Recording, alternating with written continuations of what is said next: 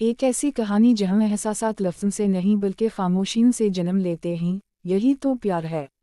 روشنیوں سے بھرے اس شہر میں دو دل ایک دوسرے سے انجانے جڑے ہوئے۔ دانش تیمور کا کردار مضبوط مگر ماضی کی ٹوٹ پھوٹ سے بوجھل، اور حبا بخاری کا کردار نرم دل مگر سچ کے راستے پر ثابت قدم۔ دونوں کی زندگی ایک ایسے لمحے میں ٹکرا جاتی ہے جو بے آواز ہونے کے باوجود دلوں پر گہری چھاپ چھوڑ جاتا ہے۔